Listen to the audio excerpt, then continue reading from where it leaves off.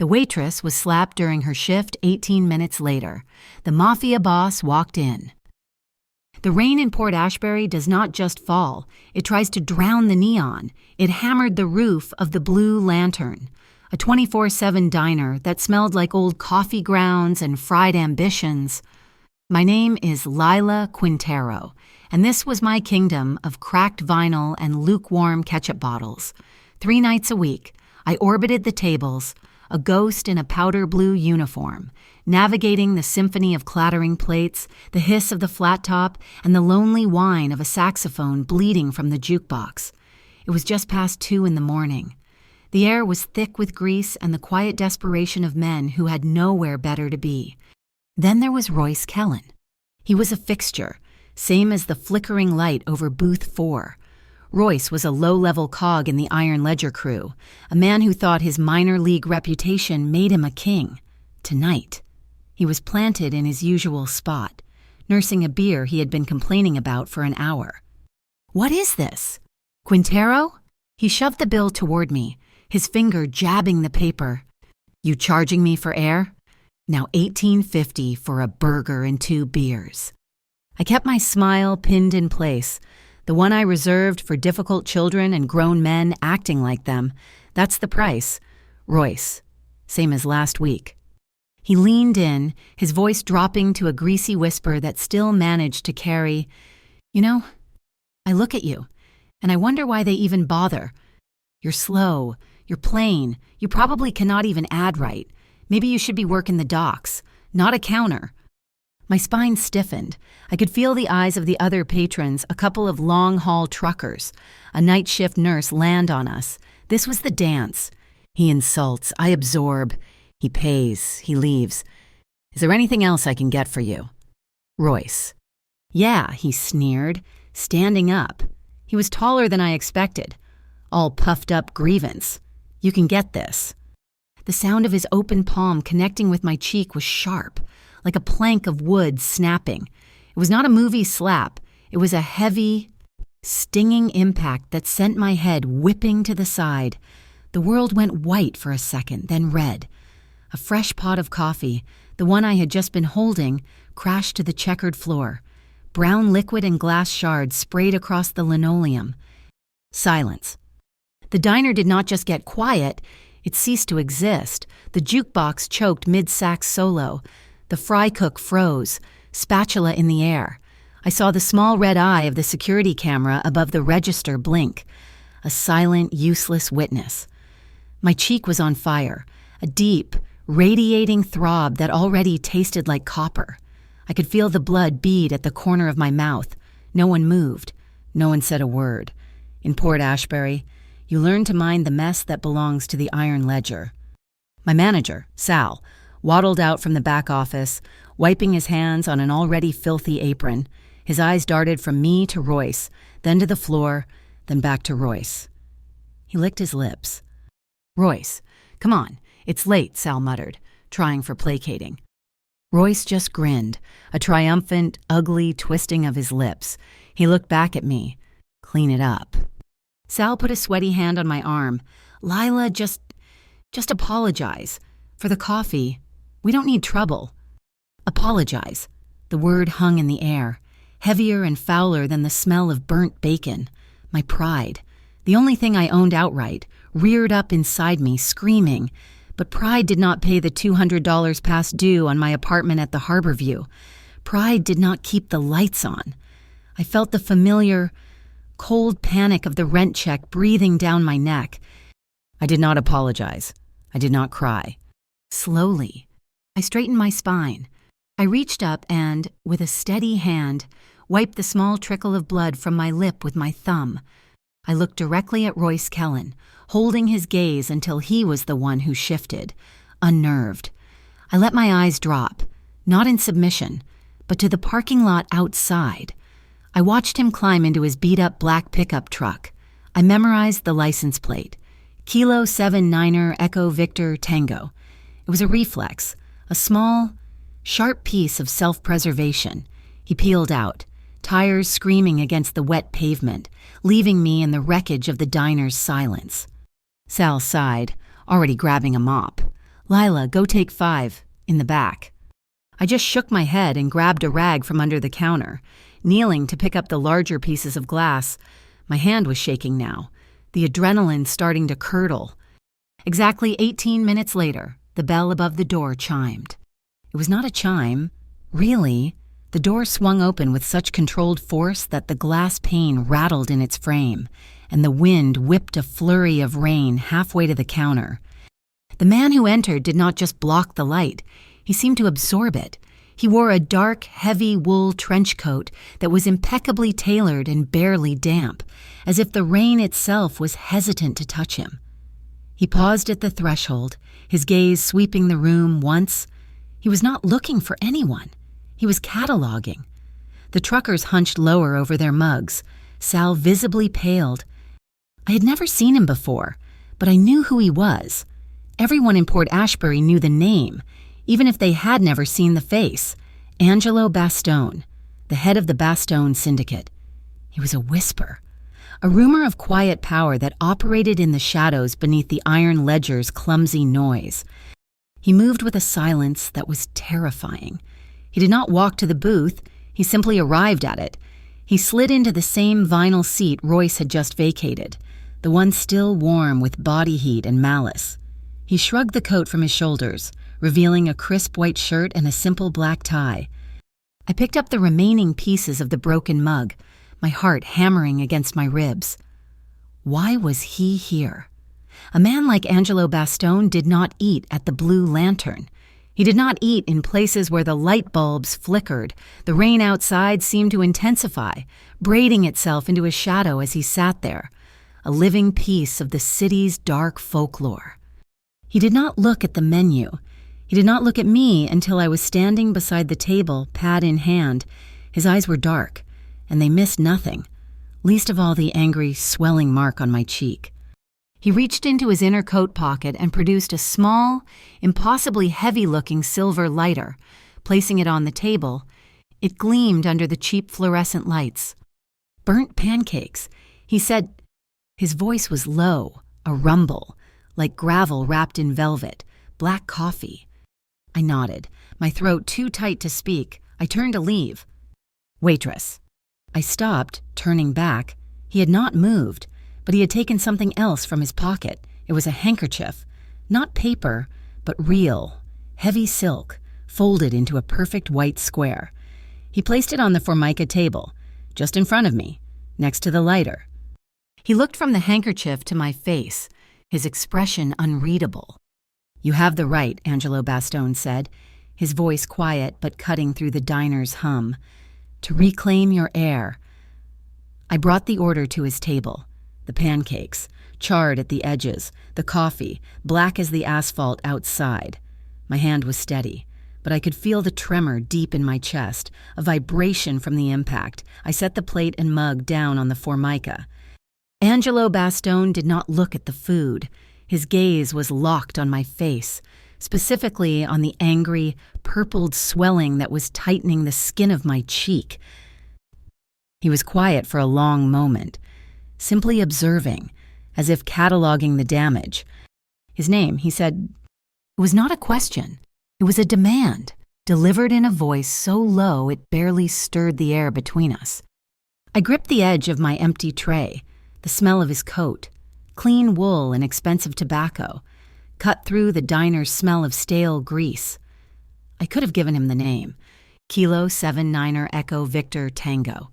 I could have watched this quiet, dangerous man unleash whatever storm he commanded onto Royce Kellen. Part of me, the part that was stinging and humiliated, wanted to. But in Port Ashbury, names are currency, and I was broke, not stupid. I met his gaze. "I don't sell names. I only sell meals." A flicker of something I could not identify, not amusement, maybe approval, moved in the depths of his dark eyes. He gave a single, almost imperceptible nod. He picked up his fork, turning his attention to the pancakes. I had just turned to walk away when the diner door flew open, slamming hard against the interior wall. The bell did not chime. It screamed in protest. Royce Kellen was back, and this time, he was not alone. He had 2 men with him, both built like refrigerators. Wearing the same mud-stained iron ledger jackets, they fanned out, flanking the entrance, blocking the only way out. Their presence sucked the remaining warmth from the room. The two truckers in Booth 1 suddenly found the salt shakers fascinating. Sal, my manager, vanished into the kitchen, a ghost retreating to his haunt. Royce swaggered forward, his face blotchy and red. He had clearly spent the last 18 minutes in his truck, drinking up his courage and his rage. "You?" he shouted, jabbing a thick finger at me. "You think you can just stand there after what you did? You cost me money spilling that coffee." I came back to settle the score, and he was trying to reestablish his territory, playing to his audience of two. He advanced toward the counter, then stopped, finally noticing the man in his booth. He squinted, his small eyes taking in Angelo's expensive coat and measured calm. Royce, in his profound ignorance, mistook stillness for weakness. He did not recognize the apex predator sitting in his spot. "Who the hell is this?" Royce sneered, gesturing with his thumb. "Your new boyfriend, the one who pays for your time." He let out a harsh laugh. "Get out of my seat, old man. I'm not done here." Angelo Bastone did not stand up. He did not look at the two mountains of muscle blocking the door. He simply continued to look at Royce, with a slowness that felt deliberate and menacing. Angelo picked up his black coffee mug. He moved it carefully to the far side of the table. He used one finger to slide the plate of pancakes slightly to the left. He had cleared the center of the Formica tabletop, creating a stark, empty arena between them. It was an invitation. "You have poor manners," Angelo said. His voice was unchanged, still a quiet rumble, but it cut through Royce's bluster like a razor. "I'll show you manners," Royce growled. He lunged, reaching across the table. His hand clawed to grab the front of Angelo's shirt. It was the fastest thing I have ever seen. Angelo's left hand moved, but not to block. It moved to his right wrist, where he calmly adjusted his cufflink, pulling the sleeve back perhaps half an inch. As his right hand came up, it was holding the heavy silver lighter he had placed on the table earlier. He did not punch. He did not strike. He caught Royce's descending wrist in the same fluid motion. He twisted his own hand, using the solid metal base of the lighter as a fulcrum, and slammed Royce's arm, wrist down against the hard, unforgiving edge of the wooden table.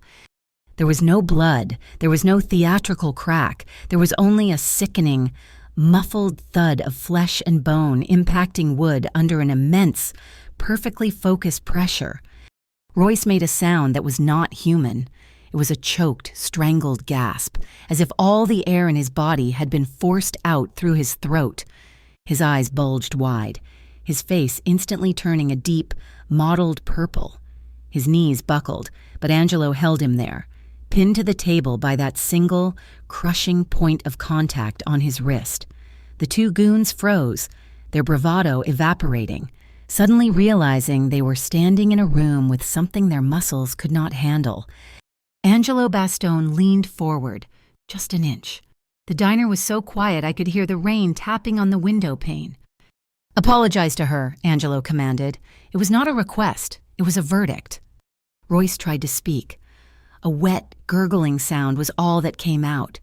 He was trembling violently, sweat popping on his forehead, his other hand weakly clawing at Angelo's grip. Angelo applied a fraction more pressure. Royce gasped, his voice cracking into a pathetic squeal. I'm sorry, okay, I'm sorry." Angelo held him there for one beat longer. Two. Then, as calmly as he had grabbed him, he released his grip. He just opened his hand.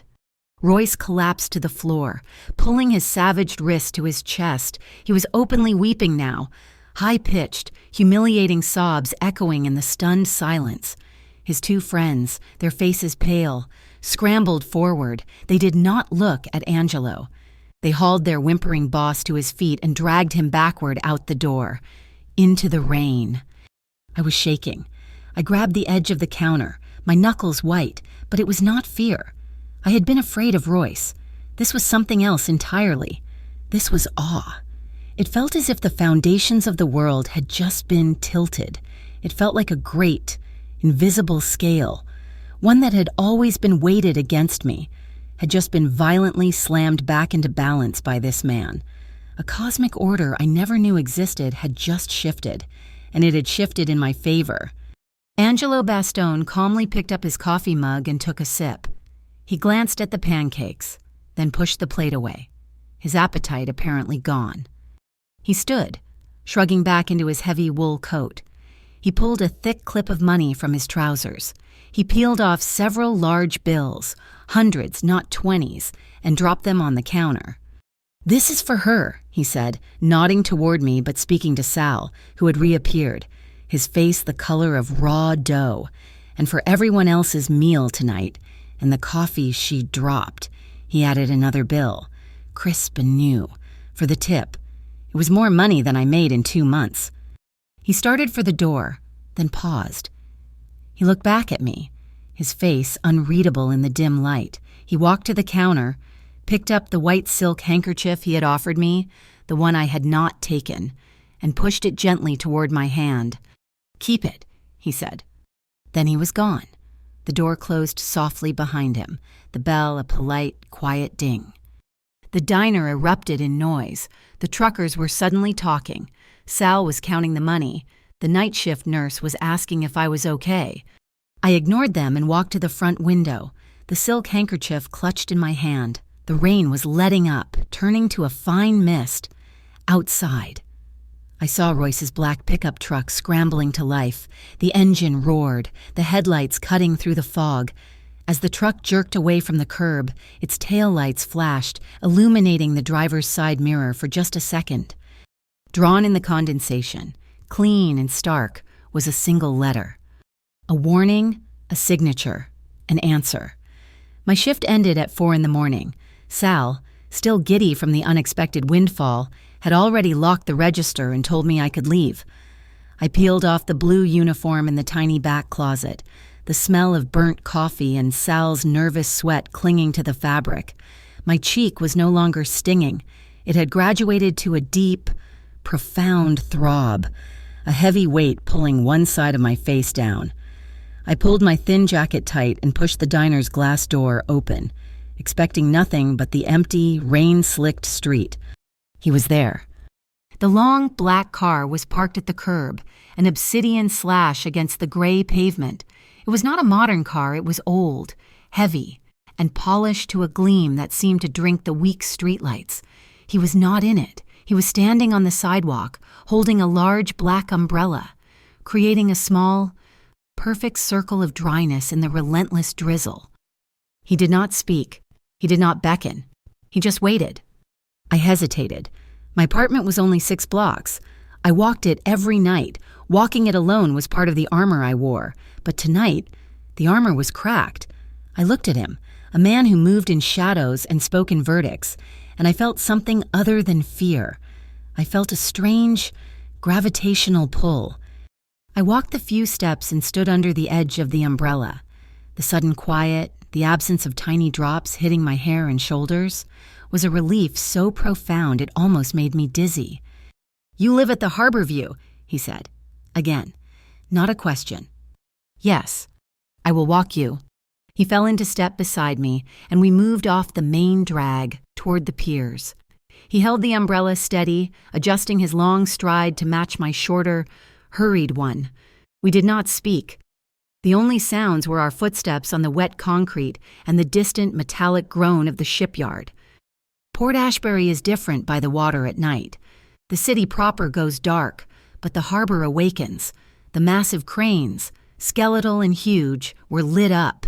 The endless stacks of shipping containers glowed under powerful floodlights, red, green, and blue, casting a chemical haze over the docks. They were like constellations for a world made of steel, a sky of industrial stars. The air was sharp, thick with the smell of river water, salt, and diesel. I was intensely aware of him. He was a wall of warmth and wool beside me. I could feel the heat radiating from his coat. This was a man who had crippled another man for me, and he was now walking me home like a gentleman. The contradiction was a humming wire stretched taut between us. "You should have that looked at," he said. his voice low, directed at the glowing cranes ahead. "It is just a bruise," I said, my hand instinctively rising to cover it. "I have ice at home." The silence stretched again, but it was not empty. It was filled with the things we were not saying. I found myself wanting to fill it, a waitress's habit of smoothing over discomfort. "My mother was a nurse," I said, the words tumbling out. Surprising me. She always said ice and pressure could fix 90% of the world's problems. She died. A long time ago. Pneumonia. He turned his head, his gaze settling on me. He did not offer condolences. He just listened. After she was gone, it was just me and my dad, Noel Quintero. He worked down here. I gestured toward the massive, dark shape of Pier 9. He was a waymaster. 10 years ago. There was a fire, a bad one, at that pier. They said it was faulty wiring. He disappeared that night. They never found him. Not a body, not a trace. Just gone. I stopped, horrified at myself. I never told anyone that. It was a cold, hard stone I carried inside me, and I had just handed it to a stranger, to Angelo Bastone. He did not reply, and he looked away from me, back toward the dark water and the silhouette of Pier 9. His eyes narrowed slightly, his brow furrowing. I could almost see the gears turning, the pieces of my pathetic little story clicking into a machine much larger than I could comprehend. He was not hearing a sad memory. He was processing data. We reached the rusted iron gate of the Harborview apartment building. The single yellow bulb above the door cast a sickly light, illuminating the cracks in the concrete steps. I stepped out from under the umbrella, back into the world of rain. The mist was finer now, almost gentle. "This is it. Thank you for the walk. And for... before?" He stood on the sidewalk, a tall, dark figure anchored in the night. "The handkerchief," he said. "May I have it back?" Oh, right. I had jammed it into my jacket pocket, a crumpled ball of silk. I pulled it out, my fingers fumbling. I had forgotten I was even holding it. As I unfolded the square, intending to hand it back, my thumb brushed against something stiff in the corner. Stitching. I angled it toward the weak porch light. My heart, which had been hammering, seemed to stop altogether. In neat, precise black thread, almost invisible against the white silk, were two lines. Pier 90317. My blood went cold. I looked up, clutching the fabric. "Pier 9, I whispered, the words barely audible. 317, what is this? That was my father's pier. Angelo Bastone took a step closer, moving from the sidewalk to the bottom step, bringing him into the weak yellow light with me. He was close now, close enough for me to see the individual raindrops caught in his dark hair. He raised his hand, the one that had held Royce's wrist, and I flinched, expecting him to touch the bruise. He stopped. His fingers hovered an inch from my swollen cheek. I could feel the heat of his skin, a phantom touch that was almost more intimate than contact. He held it there, his gaze locked on mine, not with pity, but with a terrifying intensity. "Do not work the night shift tomorrow," he said. His voice was not a suggestion. It was a quiet, absolute order. He did not move his hand. I did not move. I just breathed, inhaling the air he occupied. The smell of his tobacco, the one I had noticed in the diner, was clearer now. It was not the acrid smoke of a cheap cigarette. It was something else. It was crisp, expensive, and laced with the sharp, clean scent of mint. It was the smell of controlled fire. I knew, with a sudden startling clarity, that I would remember that smell for the rest of my life. He lowered his hand, stepped back, and turned. He did not say goodbye. He walked to the corner, where the black car had reappeared as if summoned from the mist itself. He got in. The door closed with a solid, expensive thunk, and the car slid away, its red taillights vanishing into the rain. I stood there, my key in my hand, watching the car disappear, and that is when I saw it. Across the street, parked deep in the shadow of a derelict warehouse, was a black sedan. Its lights were off, its engine was cold. It had been there the entire time, watching him, watching me. As I stared, a tiny red light, the cherry of a cigarette, flared once in the driver's seat and then was gone. I scrambled inside. Fumbling the key into the lock, I ran up the 3 flights of stairs to my apartment, my heart threatening to burst from my chest. I slammed the door, threw the deadbolt, and slid the chain across. I leaned against the wood, gasping. My whole body was trembling. He had left, and he had left the handkerchief. I stumbled to my small kitchen table and spread the silk out under the light. Pier 90317. This was not a coincidence. This was not kindness. This was a message. He had known. Before he ever walked into the diner, before he ever ordered his pancakes, he had known. He knew about my father. He knew about the fire. The rain beat against the glass, a frantic drumming that matched the panic in my throat. I pressed the cool, impossible piece of silk to my hot, throbbing cheek. The question that had been floating in my mind all night solidified, hard and sharp. Why me? I did not go to work. I called Sal just after noon, my voice a deliberate, raspy whisper. I told him I was sick, that the hit to my face had given me a migraine. It was only half a lie. Sal's voice was a high-pitched squeak, all his false managerial authority gone. Lila, yeah, sure, take the night, take 2. Listen, kid, I do not know what you are into, but you need to be careful.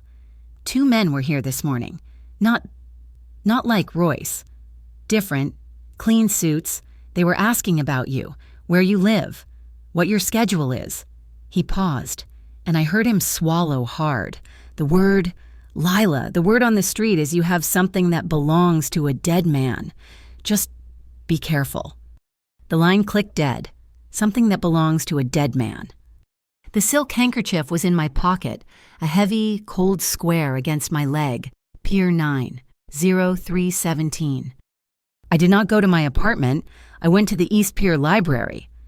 It smelled the way all old libraries do, like paper dust, floor wax, and forgotten stories. The librarian, a woman with gray hair pulled into a tight bun, looked at the purple bloom on my cheek but said nothing. I walked past the fiction stacks, past the quiet old men reading the day's papers, and went to the basement, to the archives. I sat at a rattling microfiche reader, the machine humming and casting a sickly green light on my hands. I spooled through the archives of the Port Ashbury Chronicle, winding the crank until my fingers ached, until the date in the corner read 10 years ago. I found the fire. It was a front-page story for 2 days. Inferno at Pier 9, tragedy on the waterfront. I read the official report, the one quoted from the Harbor-wide Commerce Authority. It was exactly what I remembered. A suspected electrical leak, faulty wiring. A tragic accident. There was a short list of the missing, the dock workers presumed dead, consumed by the blaze, and there, 4th on the list, Noel Quintero, my father. It was all too neat, a clean story to close a messy file. I kept digging, spooling back, scanning the weeks before the fire. I was looking for anything, a strike, a complaint, a name. I found him. It was a different article, a boring one about shipping volumes increasing by 10%. The photo was grainy, shot from a distance, meant to show the activity on the dock, but I knew him. I would have known him anywhere. My father, Noel Quintero. He was standing on the dock, a clipboard in hand, arguing with a man in a suit. He looked tired, but he was animated, jabbing a finger at the paper in his hand. But it was not the argument that held my gaze. It was the container behind him. I cranked the focus knob, the image blurring and then snapping into sharp, grainy relief. On the side of the massive corrugated steel box was a stenciled logo. It was not a company name. It was an image, a simple, stylized silhouette of a black hawk, its wings spread, captured in a dive. I had spent enough time around the docks, enough time listening to my father, to know the shipping lines. This hawk was not one of them. A shadow fell across the microfiche screen, blocking the light. I smelled him before I saw him. Stale beer, sweat, and a new, sharp tang of antiseptic. I turned slowly. Royce Kellen. My breath caught in my throat. He was not supposed to be here. This was a library, a place of quiet, a sanctuary. He looked terrible. His face was a swollen, mottled mess of purple and yellow. His right eye nearly closed. His left wrist was wrapped in a thick, professional bandage. He was not wearing his iron ledger jacket. He was just a man, a broken and pathetic man, and that made him infinitely more dangerous. He did not look at me. He pretended to scan the shelves of bound newspapers behind me, his body angled away, a coward's posture. "You're a dead woman," he hissed, his voice a low, gravelly whisper that barely carried. "You and your fancy man. You think you are smart. You think he bought you the world, but you do not have it, do you?" I stared at the back of his head, my heart hammering. "He is going to find out you are useless," Royce muttered, his fingers tracing the spine of a book he was not seeing. "He's going to find out you are just a waitress with a stupid face. You should have just taken the slap." My voice came out, thin but cold. "I do not know what you're talking about." He finally turned, his one good eye fixing on me. It was filled with a desperate animal hatred, the ledger, the shipping ledger, the one your old man stole before he got what he deserved, the one he died for. He was breathing hard, his words coming in ragged puffs. "He's looking for it, Bastogne, and he thinks you have it, but you do not." He laughed, a wet, choking sound. "You are just the bait." He swiped his uninjured arm across the shelf, sending a cascade of heavy newspaper binders crashing to the floor. The sound was like a gunshot in the silence. The librarian at the front desk shouted, "Hey!" Royce looked at me one last time. "He got cooked, and you are next." He turned and bolted, shoving past a man who was entering the aisle, and ran up the stairs. I heard his heavy boots pounding on the marble floor above, and then the slam of the front door. I sat there, shaking, the microfiche machine humming in front of me, the one your old man stole, my father, a thief, the fire, not an accident. Royce had just handed me the truth, a truth I had buried for 10 years. I rewound the film, my hands slick with sweat. I packed my bag. I had to get home. As I pushed through the library's heavy doors, I paused. The street was quiet, the afternoon light weak. Across the road, parked next to a fire hydrant, was a dark blue sedan. It was not the same one from last night, but it was the same type. 2 men sat in the front seat, both looking forward, not at me. They were clean, their suits dark, their hair short. They were not iron ledger thugs. They were soldiers. They were Angelo's. Sal was right. I was being watched. But this was not surveillance. It was a guard. Angelo had put a perimeter on me. I walked, not toward my apartment, but away from it. I cut through the fish market, the smell of ice and salt stinging my nose. I ducked into an alley behind a bakery, the air thick and warm with the smell of bread. I walked for an hour, looping, doubling back, watching my own shadow, watching the reflections in shop windows. No one followed. The sedan had not moved. They were not tailing me. They were guarding the box. When I was finally sure I was alone, I approached my apartment from the back. Through the alley, I climbed the rusted fire escape, my feet silent on the metal. I slid my window open an inch. Nothing.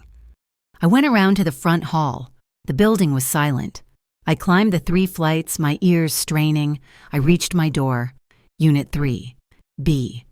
A small corner of a white envelope was sticking out from under the door. I froze. It was not a mail slot. Someone had to have bent down right here and pushed it under. I looked down the hall. Empty. My fingers trembled as I plucked it from the floor. I unfolded the cheap paper. There was no signature. Just 5 words, written in a heavy, blocky script with a black marker. "Do not touch the hawk. It swallows people." I scrambled inside, my key rattling in the lock. I threw the deadbolt, slid the chain, and leaned against the door, my heart trying to escape my chest. Someone had been here. They knew. They knew I had been to the library. They knew I had found the hawk. My eyes scanned my small room. Everything was as I had left it. The unmade bed, the dirty coffee cup on the counter. No, not everything. On my small Formica kitchen table sat a package. It was wrapped in plain brown paper and tied with rough twine. It had not been there this morning. I had locked my door. I had checked it. The chain had not been on, but the deadbolt was... I walked toward it, my legs feeling like water. Did Angelo's men put it here? Did the person who left the note? I touched the paper. It was dry. I circled the table. No name. No address. I pulled the twine. It snapped. I tore the paper away. Underneath was a book, a small, black notebook. The cover was thick, rubberized, the kind that was waterproof, the kind a weighmaster on a wet dock might use to keep his notes dry. I picked it up. It was heavy for its size. I ran my thumb over the cover, and then I felt it on the back. I turned it over, burned deep into the material. 2 small, precise characters. I knew the handwriting. It was a Q and a 9, merged together. Q9. My father's mark. It was his. After 10 years, Royce was right. Sal was right. My father had stolen it. He had not been cooked with it. He had hidden it. And now, after a mafia boss had bought me pancakes, after I had been followed and warned, it had found its way home. I sat at the table for hours, the black notebook unopened. The sky outside my window turned from the gray of afternoon to a deep, bruised purple, and finally, to the pitch black of the Port Ashbury night. The rain had returned, a soft, steady drumming that matched the fear in my veins. I was holding a ghost, a 10-year-old ghost that Royce Kellen had tried to warn me about, that a stranger had pushed under my door. I was bait. A knock. It was not loud. It was 3 precise, quiet raps on the wood. It was not the police, and it was not Royce. It was him. I walked to the door, my legs stiff. I looked through the peephole. Angelo Bastone stood in the dim, yellow hallway. His trench coat dark with rain, his hair slicked back. He was not looking at the peephole. He was looking at the wood of the door, as if he could see me through it. I undid the chain, my hand shaking so hard I fumbled with the metal. I turned the deadbolt. I opened the door. He stood a full foot back from the threshold, respecting the space. His men, the ones in the sedan, were nowhere to be seen. He had come alone. His dark eyes scanned my face, noting the fear, then dropped to the black notebook clutched in my hand. He knew. "Let me in," he said, his voice that same low rumble, "only if you feel safe." My apartment was my only sanctuary, the one place I was not a waitress, not a victim, and I was about to invite the most dangerous man in the city inside. But the fear I felt of him was different from the fear I felt of Royce, or of the men who had left the note. His was a cold, sharp fear, like a surgeon's blade. The other was the dull, tearing fear of a butcher. I stepped back, opening the door wider. I nodded. He entered, bringing the smell of the rainy night, mint and wool with him. He filled the small room, his presence shrinking the already tiny space. He did not sit. He did not move to the table. He just stood in the small patch of clear floor by the door, waiting. The single lamp on my table cast a weak, yellow glow. The distant drumming of the rain was the only sound. I walked to the table and held out the notebook. I think this is what you were looking for, what everyone is looking for." My hand was trembling, the book vibrating. "My father's," I whispered. He stepped forward. He did not take the book. Instead, he placed his hand over mine, his fingers wrapping around my hand and the notebook, stilling them both. His skin was warm, his grip impossibly firm, yet there was no pressure. It was not a gesture of taking. It was a gesture of steadying. It anchored me. "Let's see what he died for," he said quietly. We stood there for a long moment, his hand covering mine. Then he released me, and I slid the book onto the table. I opened the cover. The pages were stiff, the ink dark and precise. My father's handwriting. It was not a journal. It was a ledger, just as Royce had said. We read it together, standing side by side under the weak lamplight. It was a meticulous record, lists of container numbers, dates, and weights. Beside them, a second set of weights, the actual weights, and then a third column, filled with symbols I did not understand and names I had never heard. Fake names, from fake way stations. It was a shadow ledger, a record of every lie that had passed through Pier 9. Then, about halfway through, the handwriting changed. It became more hurried. He had started a new section. At the top of the page, underlined twice, was a single word: Hawkline. It was a route, a secret artery pumping poison through Port Ashbury. My father had mapped it. He had listed the containers that used it, the ones with the Black Hawk logo I had seen in the microfiche. He had connected those containers to the Harbor-wide Commerce Authority and to the agency that backed them. He had names. I felt Angelo go still beside me, his focus sharpened, his body tensing. "This," he said, his voice almost a whisper, his finger tracing the word Hawkline. "This is it." He looked at me, and for the first time, I saw something in his eyes beyond that unnerving calm. I saw danger. Not from him, but for me. "This ledger," he said, "is enough to burn the Iron Ledger to the ground and the men in the city government who protect them." He closed the book, his hand resting on the waterproof cover. "The danger you were in last night. Lila, it was nothing. A dog snapping at your heels. This—" He tapped the book. "This is the whole pack. They will not send Royce Kellen for this. They will send men like me, or worse." He turned, facing me fully, blocking out the rest of the room. "I do not want you to be the bait," he said, his voice rough. The air between us was electric, thick with the unsaid. He was offering me an out. He could take the book, and I could run. I could go back to being the girl with the rent check, the girl who gets slapped, the girl who survives. But I looked at the book, at my father's handwriting, and I thought of the 10 years I had spent believing he had just vanished, believing the lie of an electrical fire. "I don't want to just be the victim," I said, my voice shaking, but clear.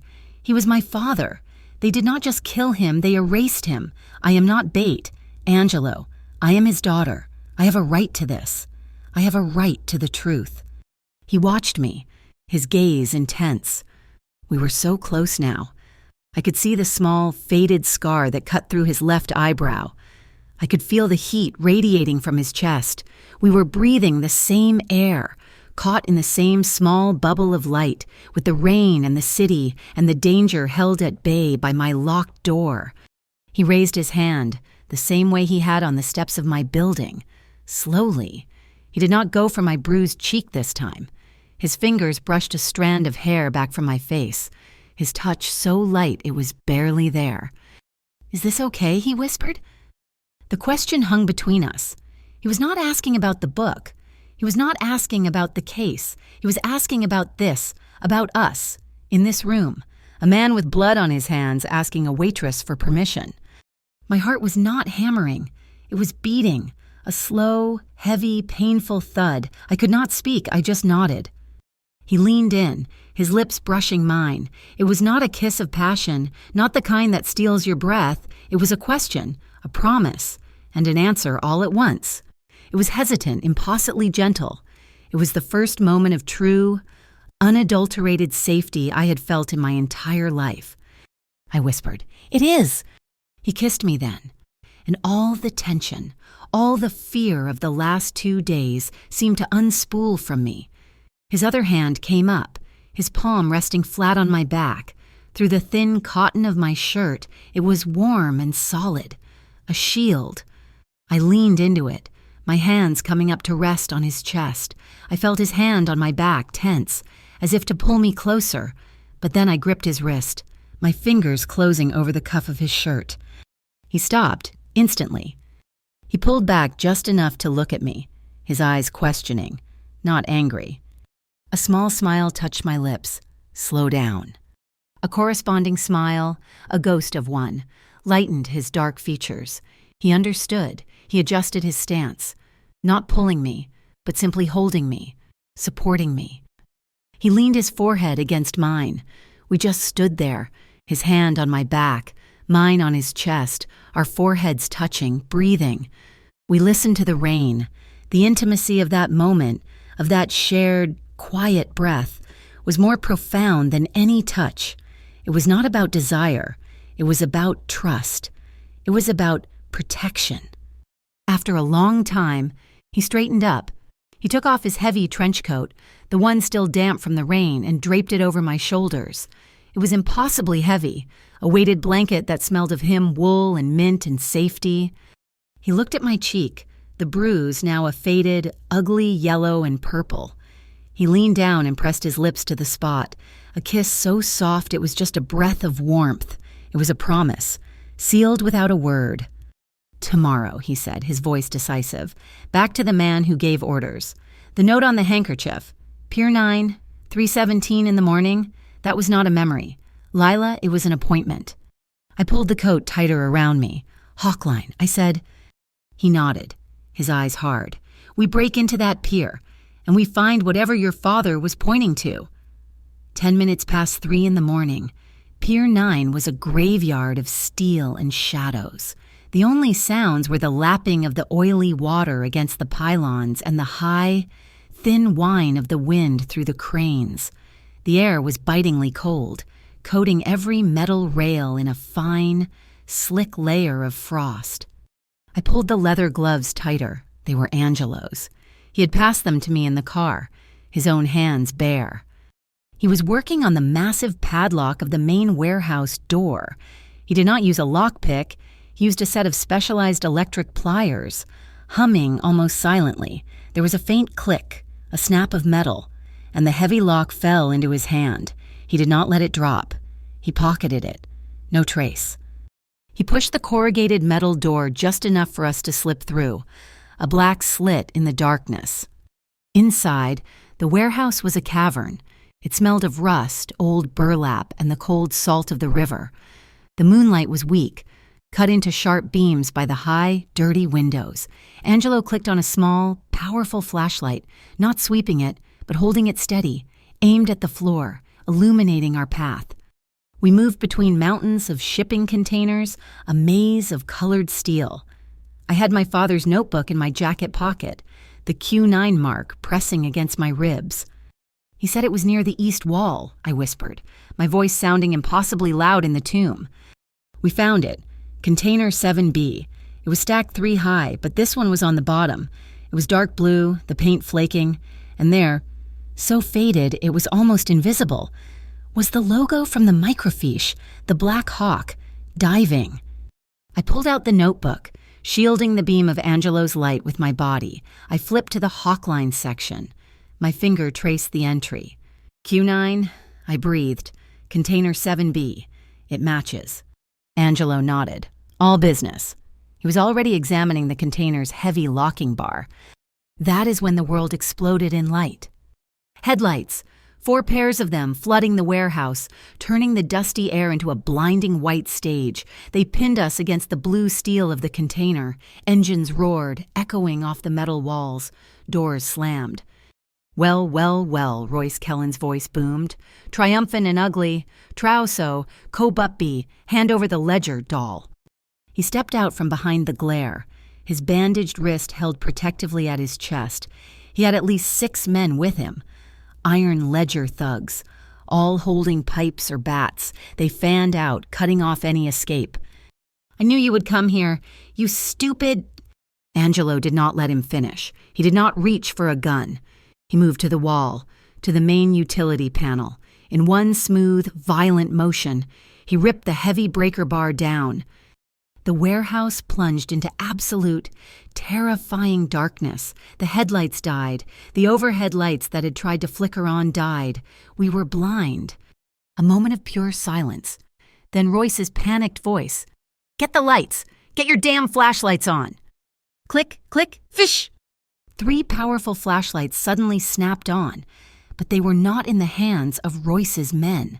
They were on the floor, on top of other containers, positioned behind the thugs, aimed at the entrance where they stood. Angelo had been here before us. He had set the stage. The beams cut through the darkness, backlighting the entire crew. They were a cluster of black, Confused silhouettes, blinded by their own shadows, unable to see anything in the dark recesses of the warehouse where we stood. "Where are they?" Royce screamed. And Angelo was gone. He had vanished from my side. It was just a whisper of movement, a V-shape of his trench coat disappearing between two stacks of containers. Lila, Royce shouted, "I know you are here. You cannot hide." One of his men, a large brute, stepped forward, squinting into the gloom. He moved past the disorienting backlight and into the maze. "I hear you, little rat." I was not a rat. I was a waitress. I had shrunk back, my heart trying to claw its way out of my throat. I pressed myself behind a wooden pallet stacked high with drums. My eyes, adjusting to the dark, saw what was in them. A dark, viscous liquid was leaking from one. I put a gloved finger to it. Oil. And next to the pallet, a torn 50-pound bag of rock salt, used for the ice on the piers. I did not think, I acted. My hands, still shaking, grabbed the open bag of salt. I ripped it wider, scattering a wide patch of the crystals on the concrete floor. Then, I kicked the leaking drum, tipping it just enough to send a thick, slow-moving slick of industrial grease spreading across the salt. A perfect, invisible trap. I scrambled back, deeper into the shadows. A shout, a wet thud. I peered around the pallet. Angelo was in motion. He had used the noise of the spill. The first thug was on the ground, his head not bleeding, his arm bent at an angle it was not designed for. Angelo was already moving to the next. It was not a brawl, it was a tactical dissolution. He moved like a shadow, using their own momentum against them. He was a force of leverage and joint locks. A man lunged with a pipe. Angelo redirected the swing, used the pipe to catch the man's own leg, and brought him down in a sickening snap of cartilage. No extra blood, no wasted motion. A second man, trying to circle around, hit my patch of floor. His feet went out from under him.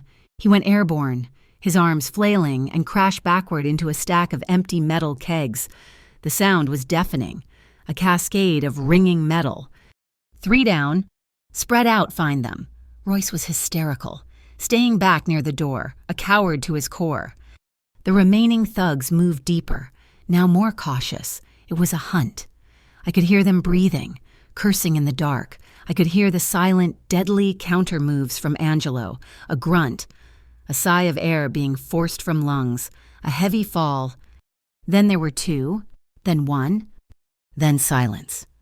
The only sound was Royce, his breathing ragged and panicked, somewhere near the door. "Bastone, I know it is you. Show yourself." I knew Angelo was winning. I knew he was handling it. I should have stayed hidden, but I saw the container. 7B. I saw my father's name in my mind. I moved. I dashed from behind the pallet, running low, trying to get to the container. I thought Royce was still by the door. I was wrong. A hand clamped onto my jacket, yanking me back so hard my teeth snapped together. He spun me around, and I felt something cold and sharp press against my throat. A knife. "Gotcha," Royce hissed, his breath hot and sour in my ear. He dragged me out from the shadows, back toward the center aisle, using my body as a shield. That is it. Bastone game over. Come out, or she gets a new smile. I saw Angelo then, and he was standing 20 feet away, a silhouette against one of his own flashlights. He was perfectly still. I was not. My mind was racing. Diner knowledge. What do I know? No. Not diner knowledge, library knowledge. I was terrified, the blade pressing into my skin. But I was also angry. I looked up, past Royce's sweating, terrified face, into the rafters. I saw a small, blinking red light. It was the same as the one in the diner. A security camera. My voice was steady. It did not even shake. "Let me go, Royce." "Shut up," he screamed, pressing the knife harder. "No," I said, my voice clear and carrying in the huge, empty space. "You should let me go, because the Harbor-wide Commerce Authority camera right above your head is live." Royce froze. I felt his entire body go rigid. What he whispered. "It is live," I said, projecting. "Just like the one at the diner. They are watching you right now. They are watching you threaten the one person who has the ledger. How long do you think you will last when they find out you blew the whole operation?" He looked up, desperate, trying to find the light I was pointing to. "You are lying." "Am I?" It was the hesitation Angelo needed. It was not a dash, it was an explosion. 3 steps. He crossed the 20 feet in a second. He did not go for the knife. He struck Royce's bandaged wrist, the one that was not holding me, a single, focused, brutal strike with the heel of his palm. Royce screamed, a high-pitched, agonizing sound, his entire body convulsing in pain. His grip on me and the knife vanished. Angelo's arm was around my waist, pulling me back as Royce crumpled to the ground, clutching his ruined arm, sobbing. A low, mournful sound echoed from the river. A ship's horn. Time was up. Angelo did not look at Royce. He pulled me to container 7B. He produced a set of heavy-duty bolt cutters from a bag I had not even seen him carrying. He snapped the heavy seal. With a groan of metal, he pulled the heavy doors open. We aimed our flashlights inside. It was an anticlimax. It was not drugs. It was not guns. It was boxes. Dozens and dozens of simple, brown cardboard banker's boxes. Angelo stepped inside, his light playing over them. He tore one open. It was full of files, financial records, shipping manifests. I tore another one open, more files. Then I saw it. On the side of one box, a small, official-looking stamp. I brushed the dust away. Department of Municipal Integrity. Records do not tamper.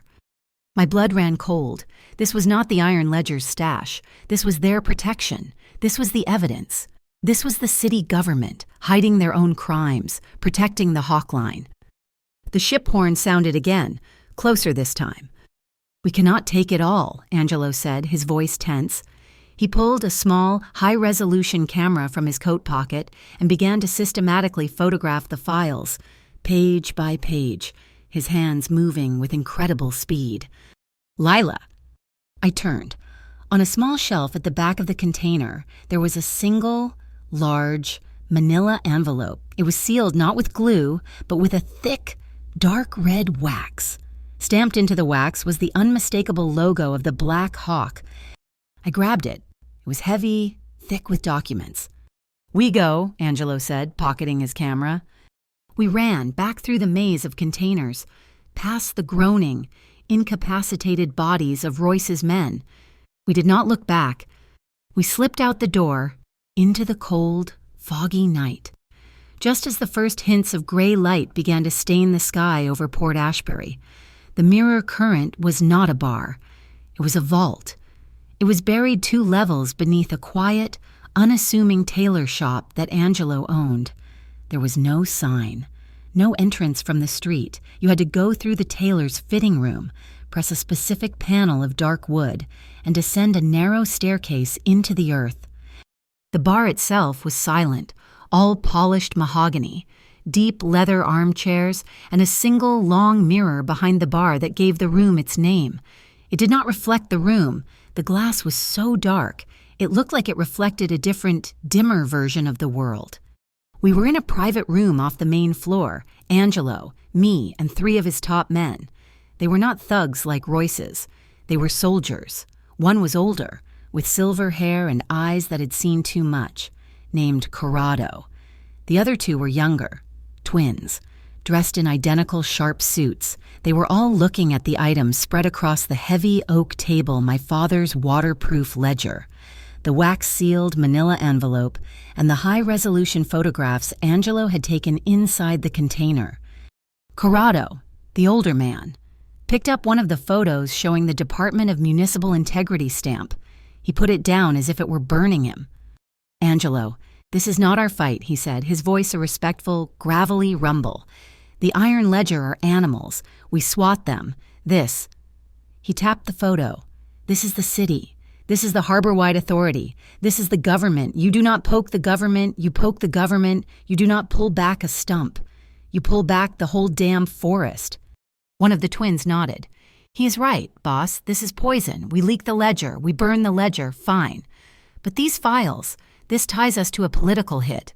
We pull this pin. The whole grenade goes off in our hand. Angelo was silent. He was at the head of the table, his silver lighter clicking open and shut in his hand. Click, snap, click, snap. The sound was the only percussion in the room. He was listening, his face a mask. My hands were balled into fists in my lap. I had been a waitress, a victim, a runner. I was sitting in a mafia war room, and they were talking about my father's life as if it were a poker chip. "It is my father's," I said. The room went silent. Click, snap. All four men turned to look at me. Corrado's expression was pitying. The twins' was dismissive. Angelo's was just watchful. "This is not your world, little girl," Corrado said, his voice gentle but firm. "You got your justice. The man who hit you is broken. Walk away. Take the win." "That was not justice," I said, my voice rising, stronger than I expected. "That was an introduction. That book on the table, that is my name. That is my blood. You do not get to decide what to do with it." I looked at Angelo, challenging him. "You brought me this far. You put my father's name back in my mouth. I have a right to decide how this ends." The twins looked at Angelo, waiting for him to put me in my place. Angelo stopped clicking the lighter. He set it on the table. He looked at Corrado. "She stays. She has a voice. Now, the files." The shift in the room was immediate. The pity, the dismissal, it vanished. I was no longer a civilian. I was a player. Angelo slid the manila envelope toward me. "You first." I broke the wax seal. My hands were perfectly steady. I pulled out the contents. It was not just a letter. It was a small stack of papers. On top was a handwritten note, my father's hand. "Lila, if you are reading this," the hawk found me. I tried to do it the right way. I found the discrepancy. The weights were off, not by a little, by a metric ton. Seaflax Logistics. It is a ghost. It does not exist, but it is moving millions through Pier 9. I looked up, my eyes wide.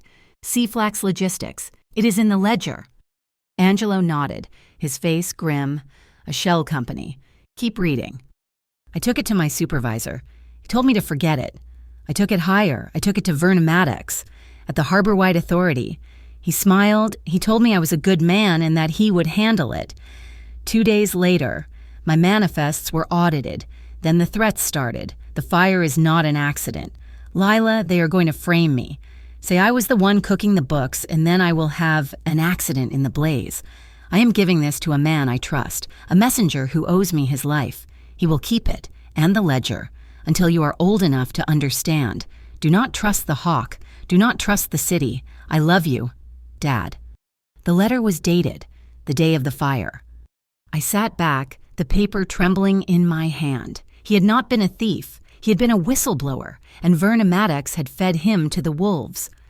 "Vern Maddox," Angelo said, his voice flat and cold, "the senior director of the Harbor-wide Commerce Authority, the man who smiles at charity galas."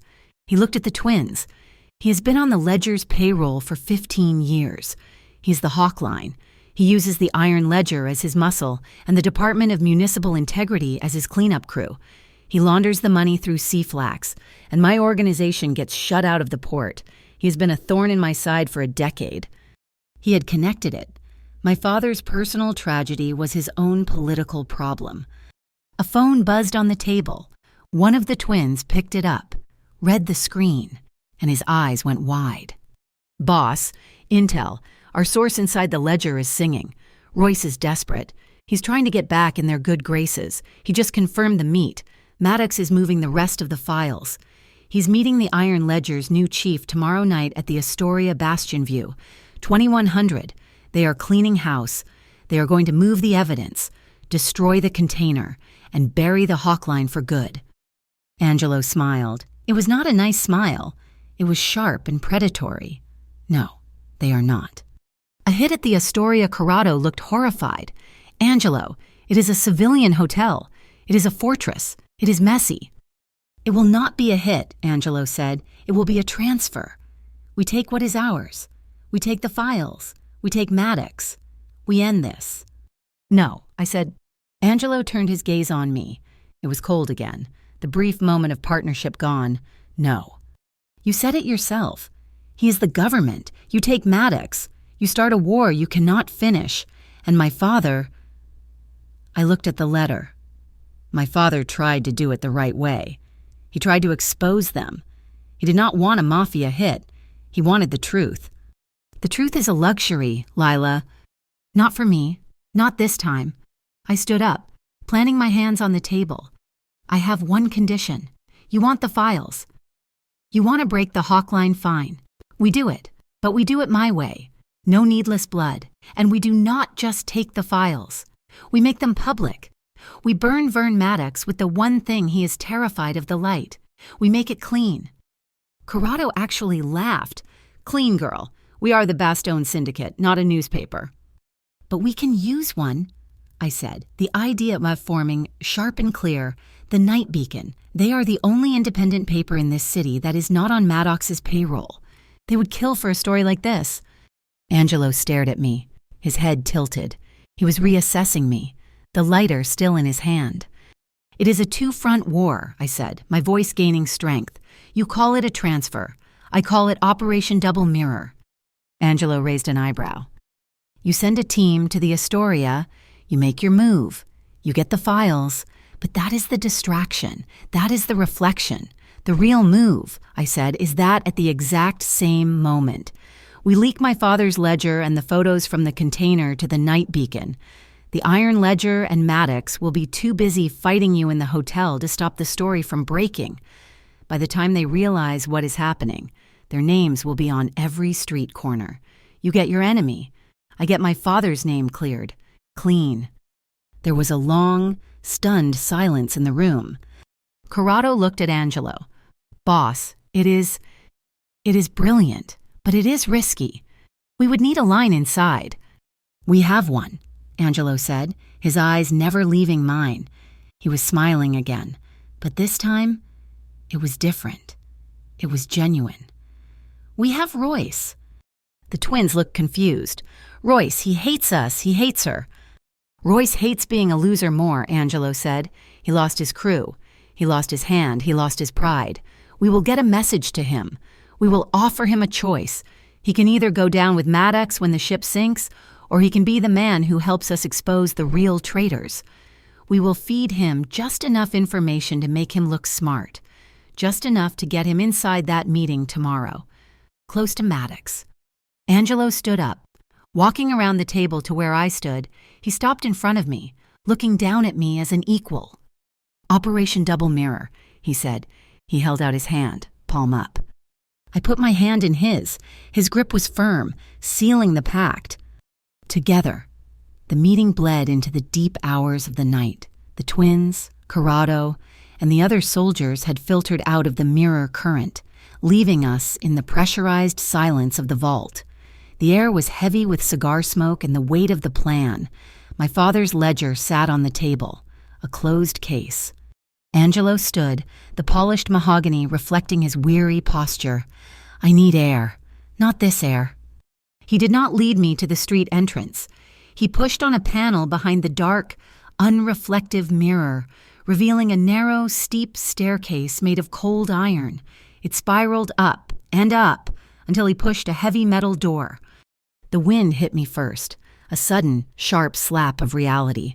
It was cold, and it tasted of the sea, a clean, briny salt that scoured the vault's stale smoke from my lungs.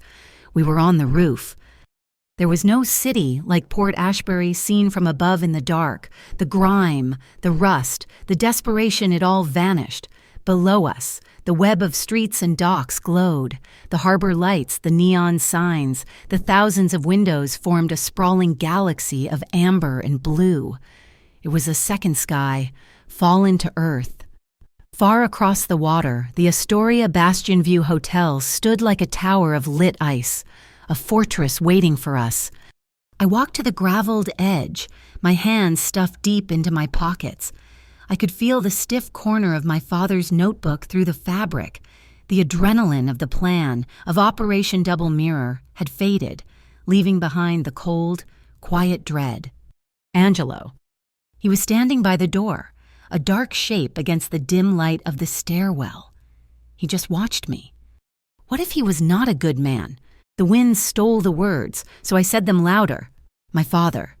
What if I am fighting for a lie? What if he was just as dirty as Maddox, and they just cut him out?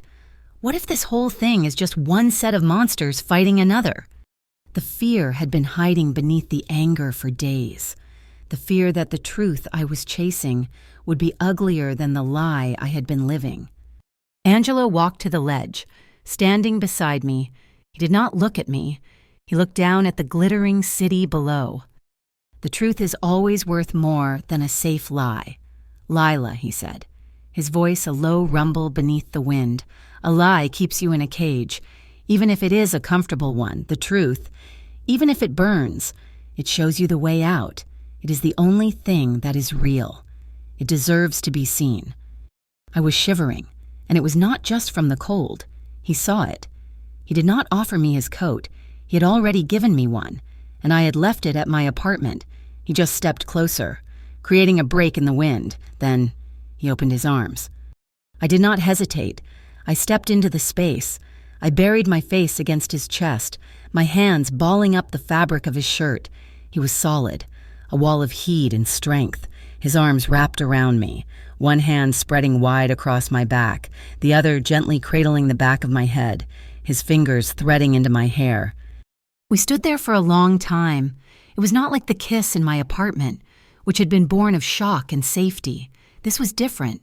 This was two people, on the edge of a war, holding on. He did not rush. He just held me, letting me breathe, letting the tension drain out of me. I tilted my head back to look at him. His face was shadowed, but I could see the intensity in his eyes. He lowered his head, and his lips met mine. It was a slow, searching kiss, deep and sure. It was not demanding. It was an answer. It answered the fear I had just spoken. It answered the loneliness of the last 10 years. It answered the question of why he was here and why I was. His hand moved from my back, his palm sliding up my side, his thumb brushing the skin just below my ribs. My breath hitched. His other hand held my face. His thumb strove for mica over the last, faded remnants of my bruise. He kissed my jaw, his warm breath ghosting across my neck, and a shudder ran through me. My hands, which had been clutching his shirt, moved. I laced my fingers with his, my palm pressing against his. I felt his pulse, strong and steady against my skin. I felt mine, a frantic bird, begin to slow, to match his rhythm. I pulled back, just an inch, needing air. As I did, a strand of my hair, loosened by the wind, caught on the top button of his shirt. I tried to pull it free, but it was snagged. "I am stuck," I whispered, and a small, surprised laugh escaped me. He smiled, a real, unguarded smile that lit his face from the inside. He carefully, gently, untangled the strand of hair, his fingers brushing my cheek as he tucked it behind my ear. The laughter faded, but the lightness remained. He looked at me, his smile gone, replaced by that familiar, serious intensity. He did not move, his hand still cupping my face. "This far," he asked, his voice rough. "Is this still okay?" My heart which had been beating so wildly, settled into a deep, steady rhythm. He had all the power. He was the apex predator of this city, and he was asking for permission. That respect, that constant, unwavering respect, was the deepest intimacy of all. I did not trust him because he was safe. I trusted him because he was dangerous. And he chose to be gentle. I did not answer with words. I raised my free hand and placed it flat on his chest, directly over his heart. I could feel its solid, measured beat. I nodded. "Just once. Stay. Just a little longer." He understood. He kept my hand, lacing his fingers through mine, and led me away from the exposed ledge to a protected alcove of the roof, sheltered from the wind by a large ventilation unit. He took off his heavy trench coat, the one he had worn from the vault. He spread it on the clean, tarred roof. It was a blanket, a nest. He sat first, his back against the brickwork. I sat beside him, our shoulders touching. He pulled the other half of the non-coat over me, cocooning us both in wool and his lingering scent of mint. We sat in silence, looking out at the second sky. "The burnt pancakes," I said quietly. He turned his head. "What about them? Why you could eat anything? Why those—" He was quiet for a long moment. I thought he would not answer. "My grandmother," he said, his voice distant. "She raised me. She was a terrible cook. She only knew how to make two things, and one of them was pancakes. She burned them, every single time, for 18 years. He paused. "After she was gone. I found that I could not eat them any other way. It is the only thing that still tastes like before." He had given me a piece of himself, a small, human piece that did not fit the mafia boss. He looked at me. "Your father. The one you are afraid was a monster." I smiled, a small, sad smile. He had this old guitar, a cheap thing with nylon strings. He only knew 3 chords. He played the same song over and over, but he taught me how to tune it. He said if an instrument is in tune, it does not matter how simple the song is. It will sound right. I looked at my hands, now clasped in my lap. He just wanted things to be in tune. That is why he wrote the ledger. We sat in that comfortable silence, 2 stories shared, 2 ghosts honored. "Tomorrow," Angelo said, his voice pulling me back to the present. His tone was heavy. "The Astoria. It will be chaos. Maddox and the ledger.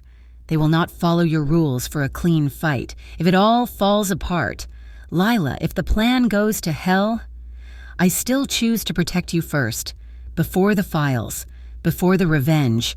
You, that is my word." I turned, pulling my legs up, shifting to face him. "And I will not let you be a solitary knife. Angelo, you are not just a weapon you are sending in. I will be your eyes. We do this, but we do it together. You do not go down alone. That is my word." He looked at me, and I knew he saw me. Not the waitress, not the victim, me. He reached up, his fingers tracing my jawline. A vibration, sharp and sudden. It was not me, it was him. He broke eye contact, his hand dipping into his pocket. He pulled out his phone. The screen lit up his face in a harsh, white light. His expression tightened. His eyes went hard, the brief softness gone, replaced by the strategist. "What is it?" He did not answer. He just held the phone out for me to read the text message. It was from one of the twins. "Astoria has upped security. Double rotation on all floors. Maddox is spooked. Someone talked."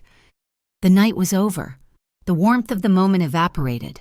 The cold, sharp wind of the battle rushing in to take its place. Angelo stood in one fluid motion, pulling me up with him. He did not let go of my hand. He just tightened his grip, his knuckles pressing against mine. He looked at the glittering, poisonous tower of the Astoria across the water. "Good," he said. "Let them be afraid." He squeezed my hand. We were ready. The clock was ticking. 9 o'clock. Sharp. The Astoria Bastion View was not a hotel. It was a statement, a tower of glass and arrogance piercing the Port Ashbury skyline. The charity event was a thin veneer, a way for the city's corrupt to launder their reputations in public. I was a waitress again. But this uniform was not the tired powder blue of the Blue Lantern. This was a sharp, black bistro uniform, crisp and expensive. The apron was heavy linen. The role was the same, but I was no longer a victim. I was a Trojan horse. Angelo's team, the twins, were already inside, dressed in identical charcoal gray polo shirts with a small, embroidered logo Astoria audio visual. They were checking microphones on the podium, moving with a quiet, technical efficiency. Angelo was with them, holding a clipboard, looking every part the floor manager.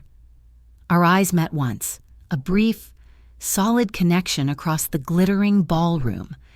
My primary piece of equipment was not a notepad. It was a brushed silver tray. It looked standard, but Corrado, in the vault, had shown it to me. One of the small, decorative rivets near the handle was not a rivet. It was a high-resolution, wide-angle micro camera. The audio feed was live. patched directly to an earpiece Angelo wore. My job was simple: serve the vipers. "Excuse me, ma'am, sir." I moved through the crowd, my tray held high. The ballroom was on the 21st floor, a sea of champagne and superficial laughter. I kept my eyes down, my posture submissive, the perfect servant, invisible. I made my way to the roped-off VIP section. Vern Maddox was there, exactly as Angelo had described. He was smiling, his face tan, his silver hair immaculate. He looked like a statesman. He was laughing with another man, a thick-necked brute in a suit 2 sizes too small. This was not Royce. This was the new chief of the Iron Ledger, a man named Gallo. I approached the table, my heart a cold stone in my chest. More champagne, Mr. Maddox. Maddox waved me off without looking, but Gallo stopped me, his eyes running over me. I kept my face blank. "Just fill it," he grunted. I leaned in, my hand steady, pouring the golden liquid. The tray was perfectly angled, the camera rivet aimed directly at the 2 men. "The final shipment," Maddox was saying, his voice a low, confident murmur under the jazz quartet. "We move it before dawn. The Hawkline route is officially closed after tonight. We burn the manifests at the secondary warehouse, and the whole thing vanishes." And the girl Gallo growled, "The waitress from the diner." My blood froze. Maddox chuckled, taking a sip of his drink. "The girl, she is a ghost. She and that ridiculous Bastone, they hit a dead-end container. By the time they figure it out, we will be clean. Let them play in the ashes." I finished pouring. "Enjoy, sir." I turned, walking away, my legs stiff. I had it. I had the confirmation. Secondary warehouse. I was almost clear of the VIP section when a hand shot out and grabbed my wrist, hard. "I know you." I looked. My stomach turned to ice. It was Royce Kellen. He was not in a suit. He was in a cheap security uniform, the kind the hotel hired for big events. His face was a patchwork of old, yellowing bruises. His bad wrist was in a black brace. He was desperate, broken, and he had just found his focus. "It is you," he hissed, his one good eye wide. He shoved me, knocking the tray from my hands. It clattered to the marble floor, but I did not care. The feed was cut. He shouted, his voice cracking with panic and rage. "It is her, the waitress. She is with Bastone alarm. The music stopped. The clock in my head started a frantic, deafening countdown. Gallo and his men were on their feet. Maddox's face, a moment ago so smooth, was a mask of cold fury. Security was moving in. Then, Angelo's voice, calm and clear in my earpiece, the one hidden by my hair. Style, Lila, not violence. Now. The ballroom lights, the chandeliers, the wall sconces, they all went dark. The entire half of the floor plunged into blackness. A second later, the emergency lights kicked in. They were not white. They were a deep, unsettling, spectral blue. This was the signal. Across town, Corrado, sitting in his car outside the offices of the Night Beacon, saw the text message from the twins. Blue. He got out of the car, carrying a locked briefcase. Operation Double Mirror, Phase 1, was live. He was delivering my father's ledger and the photographs from Container 7B. In the blue-lit chaos of the ballroom, Royce grabbed my arm again. "You are not getting away." I did not fight him. I let him drag me, pretending to stumble. "He is in the kitchen," I screamed. "Bastone." He went to the kitchen. It was the bait. Royce, desperate to be the hero who caught the big boss, shoved me ahead of him. "You take me now." He pushed me through the swinging doors into the vast, stainless steel kitchen. It was frantic, chefs and staff shouting in the blue emergency light. "Where is he?" Royce yelled, spinning me around. "He is right behind you," I said. Royce spun, expecting Angelo. He found me. I had grabbed a pressurized soda siphon from the bar station. I aimed it and pulled the trigger. A high-pressure stream of ice-cold seltzer water hit him directly in the face. It was not a knife. It was not a gun. But the shock was absolute. He screamed, dropping me, his hands flying to his stinging eyes. "My eyes, you." I did not wait. I shoved past him, back toward the service door, but as I went, I snagged the micro camera, which I had palmed when I fell, and dropped it onto a high shelf of pots. The audio was still live. I heard Royce, alone and blinded, spitting. She is working with Bastone. Maddox is right. They are trying to expose the whole thing, Hawkline. She has the ledger, a full confession, broadcast to an empty room and Angelo's earpiece. I slipped out into the service hallway. Phase 2 was mine. Angelo, meanwhile, was not in the kitchen. In the confusion, he had moved to Maddox. He did not grab him. He simply appeared at his side in the blue gloom, like a well-dressed ghost. "Mr. Maddox, a word." Maddox and his 2 bodyguards found themselves in a small, adjoining conference room, cornered by Angelo and the twins, who were no longer techs. "What is the meaning of this?" Maddox blustered. "It means your operation is over," Angelo said, his voice quiet. He placed a single piece of paper on the table. "That is a warehouse transfer order. You are going to sign it, authorizing an independent inspector to review the contents of all Hawkline properties, effective immediately." Maddox laughed. "You are insane." "Am I?" Angelo checked his watch. "In approximately 3 minutes, the Night Beacon will receive a package containing a full shipping ledger from a deceased weighmaster named Noel Quintero. It details every illegal shipment you have run for 10 years. Maddox's face went white. "That is the appetizer," Angelo continued. "The main course is that my inspector is already at your secondary warehouse. He just needs your signature for access. If you sign, perhaps we can contain this. If you do not..." It was a brilliant game of Go, a perfect lie wrapped in a devastating truth. You cannot..." Maddox was stammering. "Sign it, Verna, or the next call I make releases your private bank accounts." Maddox grabbed the pen, his hand shaking, and scrawled a signature. At that exact moment, the main doors of the ballroom burst open. It was not more security. It was a half-dozen journalists, led by a woman with a press badge from the Night Beacon, and she was live-streaming from her phone. "Mr. Maddox, is it true you are under investigation for using the harbor-wide authority to launder money for the Iron Ledger? They had Corrado's package. The story was breaking." Angelo took the signed paper from Maddox's numb hand. He smiled. "Style," he murmured. Gallo and the Iron Ledger crew saw the cameras. They saw their world collapsing. They did not fight. They turned and fled, shoving their way toward the service elevators. Chaos erupted. Angelo's men, the techs, were suddenly guiding people. "This way, please," calmly, to the main elevators. "The fire department is on its way." They were creating safe exits for the civilians, separating the innocent from the guilty. They were the only pocket of order in the panic. I met Angelo in the lobby. The building was flashing with real fire alarms now. Guests were streaming out. It was done. We had won. We had the signature. We had the live broadcast. Maddox was trapped, his face on every screen in the city, the word Hawkline echoing in the press.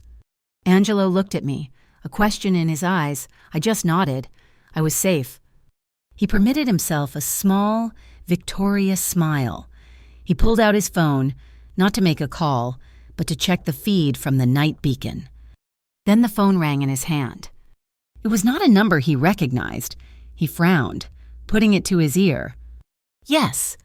I watched his face, the victory, the relief, the controlled power. It all vanished. It was replaced by the same look he had when I told him about my father, a cold, dark, analytical stillness. He did not say anything. He just listened. Finally, he lowered the phone. "Angelo," I whispered, "what is it? Did the warehouse team get in?" He looked at me, his eyes black, reflecting the flashing alarm lights. "That was the Port Authority fire chief. He is an old friend." "What is wrong?" "Pier 9 is on fire," Angelo said, his voice flat, devoid of all emotion. "The whole pier an inferno, the warehouse, the containers, everything." But Maddox just signed, and we won." "No," Angelo said. He looked back at the hotel, at the ruined party of the man we thought was the kingpin. "We did not. We were the distraction. Maddox was the decoy. While we were here, hitting the front door, he held my gaze, and I felt the bottom drop out of the world. Someone just burned the real evidence. We did not wait for the elevator. We ran. Through the chaos of the lobby, out the revolving doors, and into the night, Angelo's sedan was where he left it, a silent black shadow waiting for its master. We were in it and moving before the hotel's alarms had faded, flying through the streets, away from the glass tower and toward the water. We did not need directions. The sky over Pier 9 was a roaring, bright orange. It was not just a fire, it was an inferno. The warehouse was a skeleton of white-hot steel, pouring smoke and embers into the night sky. We hit the blockade 2 blocks out. The sirens were wrong. They were not the city fire department. They were black sedans with flashing blue lights. And the men standing guard wore the pristine, official uniforms of the Department of Municipal Integrity.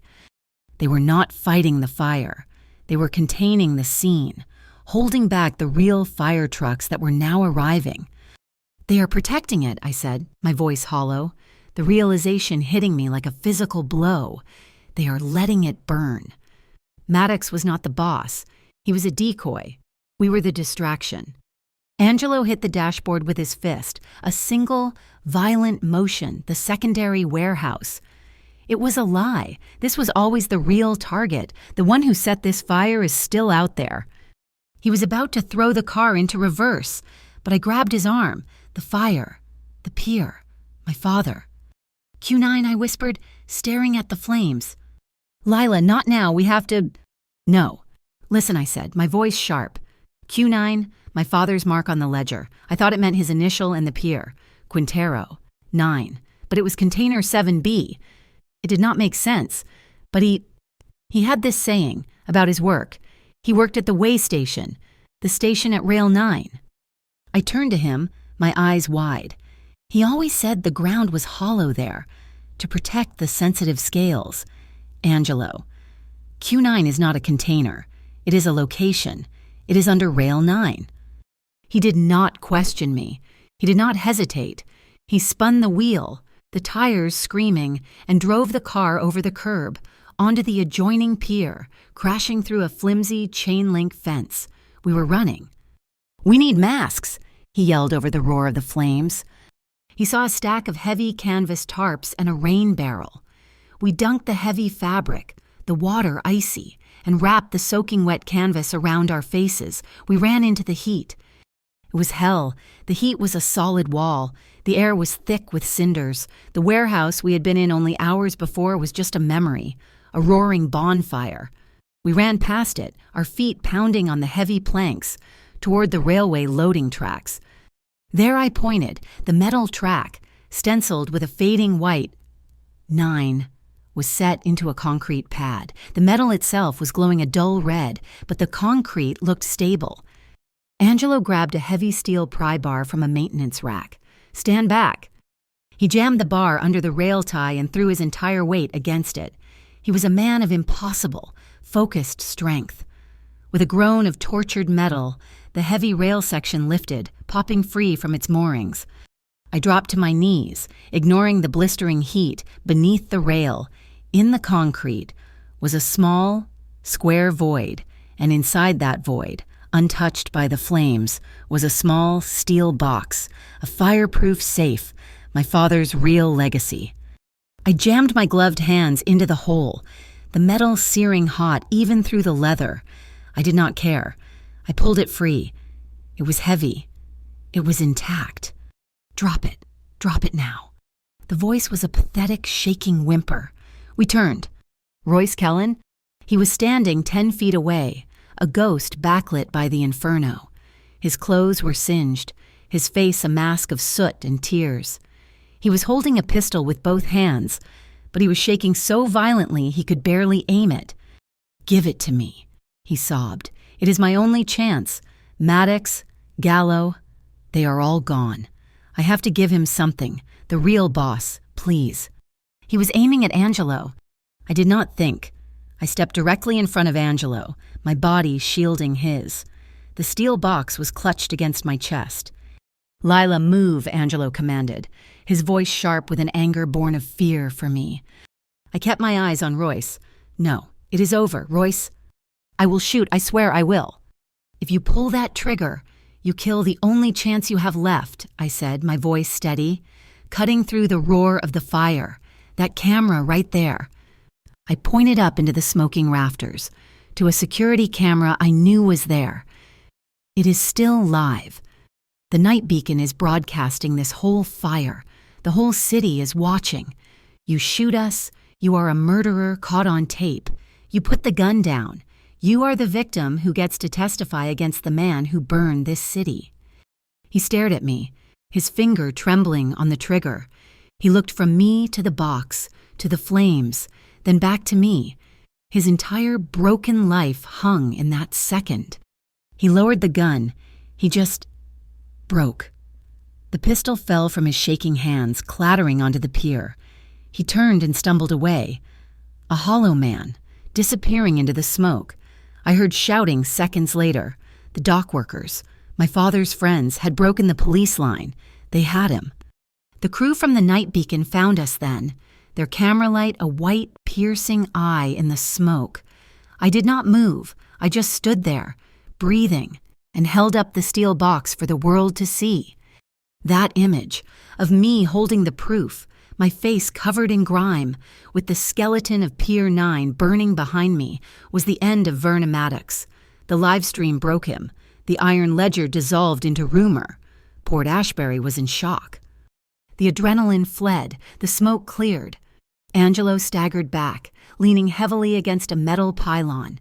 He was breathing hard. "Angelo," I ran to him. A long, jagged shard of smoldering wood was embedded in his upper arm, just below the shoulder.